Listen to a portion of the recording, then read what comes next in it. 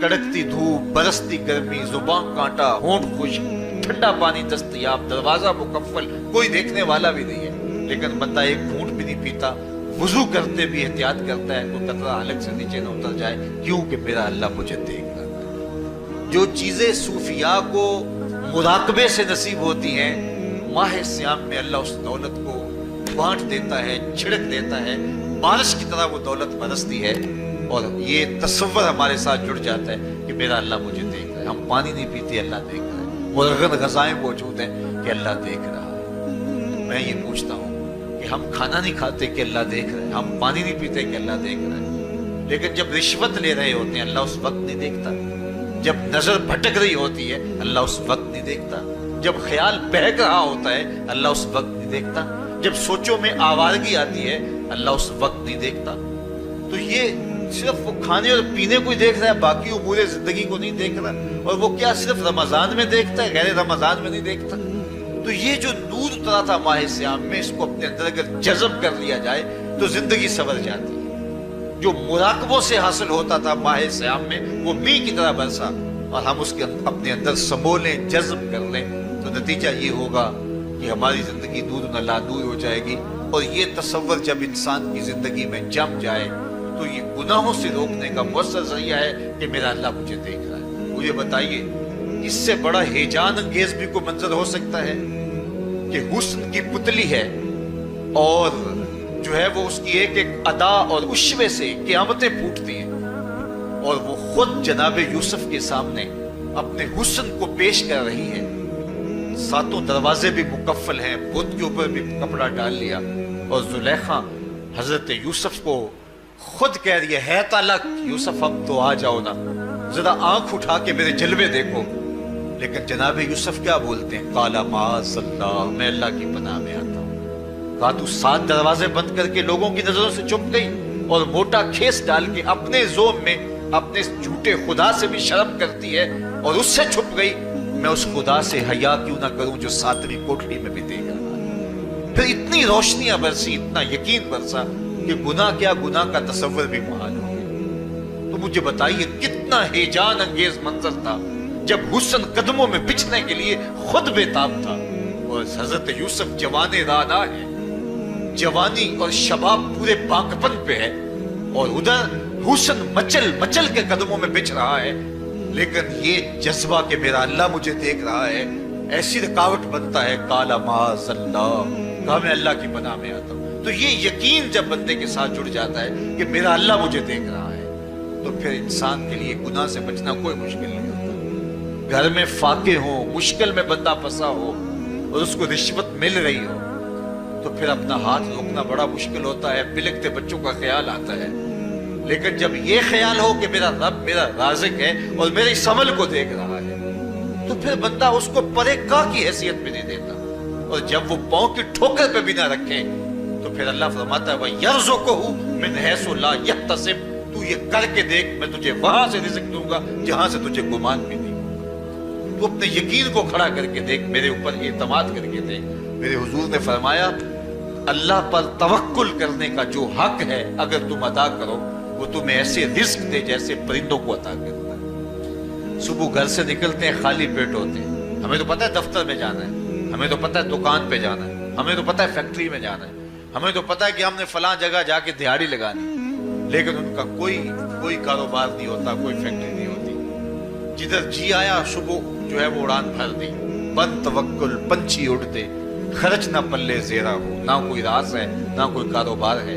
لیکن کبھی ایسا ہوگا کہ شام کو خالی پیٹ آئے ہو، تو کہا اگر تم اللہ پہ توکل کر لو وہ بھی تمہیں ایسے رزق دے جیسے پرندوں کو رزق عطا کرتا ہے۔ پرندوں میں سے ایک پرندہ ہے ہنس، یہ سچے موتی کھاتا ہے، اور آپ پنساری کے پاس موتی لینے جائیں تو ہزاروں روپے تولے کے ماشے کے حساب سے آپ لیں، تو پھر بھی آپ سوچتے ہیں کہ پتہ نہیں یہ خالص دی ہے یا نہیں دی ہے۔ وہ اتنے نایاب اور کامیاب ہیں کہ آپ ماشوں اور تولوں میں خریدتے ہیں اور پھر بھی آپ کو شک رہتا ہے کہ یہ خالص ہیں یا کہ نہیں۔ اور ہنس کھاتا ہی وہ ہے، اور دنیا پر ایک نہیں لاکھوں کروڑوں ہنس ہیں، اور روزانہ صبح و شام کھاتے ہیں اور پیٹ بھر کے کھاتے ہیں، اور اللہ انہیں روز عطا بھی کرتا ہے۔ تو یہ मालिक वो है राज़िक है। जब उस पे तवक्कुल और उस पे यकीन पैदा हो जाता है तो फिर मुश्किल नहीं रहता, फिर आसानी पैदा हो जाती है। तो रोज़ों में अल्लाह ताला ये यकीन देता है कि वो मुझे देख रहा है। बंदा ये तयक्कुन पैदा कर देता है कि मेरा अल्लाह मुझे देख रहा है। बाज़ का छोटे बच्चे रोज़ा रख लेते हैं तो माएँ बेचैन हो जाती हैं। जब दोपहर के वक्त फूल जैसे बच्चे कमला जाते हैं तो माएँ उन्हें बंद कमरे में कोई खाना या कोई टॉफ़ी या कोई और चीज़ या चॉकलेट देती है कि बेटे ये खा लो। तो वो बच्चे नहीं खा रहे होते तो माएँ कहती हैं पुत्र खा लो, कोई नहीं देख रहा।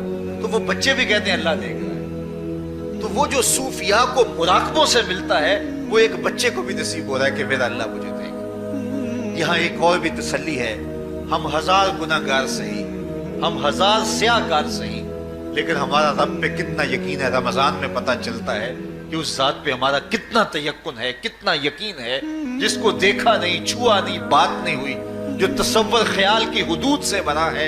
इतना यकीन है कि हम पानी नहीं लेते, खाना नहीं लेते कि मेरा अल्लाह मुझे देख रहा है। काश के इसको हम अपनी पूरी जिंदगी में फैला लें और इसको जिंदगी में जब हम तारी कर लेंगे तो फिर गुनाह करना महाल और नामुमकिन हो जाएगा और जिंदगी नूर अला नूर हो जाएगी। और यही तकवे का हुसूल है। फरमाया ऐ ईमान वालो, तुम्हारे ऊपर रोजे फर्ज कर दिए गए जिस तरह तुमसे पहलों पे फर्ज किए गए थे, लअल्लकुम तत्तकून, ताकि तुम मुत्तकी बन जाओ, ताकि तुम परहेजगार बन जाओ। हजरत सलमान फारसी रज़ी अल्लाह ताला अन्हु से मरवी है कि जब शाबान की 29 तारीख होती तो अल्लाह के महबूब में खुतबा इरशाद फरमाते, उसमें रमजानुल मुबारक के फजाइल बयान करते और कहते हैं तुम्हारे पास एक शहर अजीम, इज्जत और अजमत वाला महीना आ रहा है जिसका हर दिन बाकी साल के दिनों से अफजल है, जिसकी हर रात बाकी साल की रातों से अफजल है। और उसमें एक रात ऐसी है लैलतुल कदर जो 1000 महीने से बेहतर। तो ये अल्लाह ताला की रहमतों का रूप है। रहमतों के दरवाजे खोल दिए जाते हैं और रोज़ादार का रोज़ा बिलखुसूस असर के वक्त, शाम के वक्त, पिछले पहर, रोज़ादार के खाली मिदे से जो एक बू उठती है, महक उठती है, अल्लाह को कस्तूरी से भी ज्यादा महबूब होती है। अल्लाह अकबर। और फरमाया लिस्साइम फरहतान, फरहतुन इंदा फित्रही व फरहतुन इंदा लिकाए रब्बे। रोज़ादार के लिए दो खुशियां हैं। एक खुशी उसे तब मिलती है जब वो रोज़ा खोलता है, सारे दिन की भूख और प्यास काट के, जब शाम को ठंडा और मीठा मशरूब उसे मिलता है और वो मशरूब अपने जो है वो मुंह में डालता है, वो बेटे की तरफ उतरता है, तो उसकी जुबान बोले ना बोले उसका एक एक अंग अल्लाह की तस्बीह बोल रहा होता है और अल्लाह का शुक्र अदा कर रहा होता है। उस वक्त उसे एक अजीब फरहत होती है कि इतना तवील लंबा रोजा था, शुक्र है कि मेरा रोजा तकमील को पहुंचा। एक रूहानी मुसर्रत, फिर रोजा खुलने के वक्त उसको बदनी मुसर्रत। तो एक फरमाया उसको फरहत तब मिलती है जब वो रोजा खोलता है, वह फरहतुन इंदा लिकाए रब्बे। और दूसरी फरहत उसे तब मिलेगी जब रोजे के सिले में अल्लाह अपने रुख से पर्दा हटा देगा और अल्लाह अपना दीदार अता फरमाएगा। तो ये रोजेदार के लिए खुशियां हैं। खुश नसीब हैं वो लोग जो माह सियाम के रोजे पूरे खुशबू खुशू के साथ रखते हैं और इसकी बरकतों से माला माल होते हैं। वरना बाज लोग मैंने ऐसे भी देखे हैं, वो छोटी छोटी बीमारियों का बहाना बना के रोजा तर्क कर देते हैं और उन्हें हौसला ही नहीं पड़ता रोजा रखने का, क्योंकि असौमो निस्फ सब्र, रोजा आधा सब्र है। मैं समझता हूँ, मैं शुगर का मरीज हूँ और 4 से 5 घंटे अगर मुझे कुछ खाने को ना मिले तो मेरी तबीयत में ऐसा इस्तराब और बेचैनी पैदा हो जाती है कि मैं घर वालों से उलझने की कैफियत में भी आ जाता हूँ। लेकिन माह सियाम में 20 घंटे भी काट लेता हूँ, लेकिन मेरी तबीयत पे कोई बोझ इसलिए नहीं होता कि मैं अल्लाह की रिज़ा को अपने जहन के एक एक गोशे में रखे हुए होता हूँ। तो ये आधा सब्र है, ये सब्र सिखाता है। और फिर रोजे से जब हम भूख काटते हैं तो गुरबा मसाकीन, वो लोग जो बेचारे भूख और प्यास काट के जिंदगी गुजारते हैं, उनका भी हमें ख्याल आता है कि हमें तो अपने इख्तियार से चंद लम्हों के लिए भूख काटनी पड़ी तो इसकी कुल्फत और इसकी अजियत इतनी है।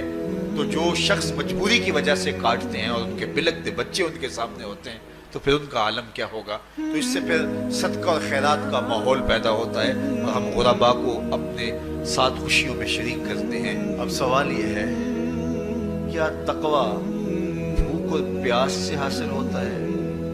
پیاس کاٹنے سے، بھوک کاٹنے سے کیا تقویٰ نصیب ہو جاتا ہے؟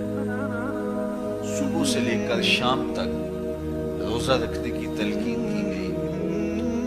یہاں ناروے میں اور مختلف ممالک کے اندر 20-20 گھنٹے کا روزہ ہے، اور ہمارے بھی یہاں 16-17 گھنٹے مسلسل شدت کی گرمی میں بھوک اور پیاس کاٹنا ہوتی ہے. اتنا طویل دورانیہ جو بھوک اور پیاس کاٹی ہے، اس کا مقصد رزق بچانا نہیں ہے، بلکہ وَيُزَادُ فِيهِ رِزْقُ الْمُؤْمِنِ، ماہ سیام میں مومن کا رزق بڑھ جاتا ہے. آپ اپنا بجٹ دیکھ لیجئے، باقی مہینوں کی نسبت ماہ سیام میں آپ کے اخراجات زیادہ ہوتے ہیں اور کشادگی ہوتی ہے. تو یہ کوئی خوراک بچاؤ مہم نہیں ہے، بلکہ رزق تو بڑھ جاتا ہے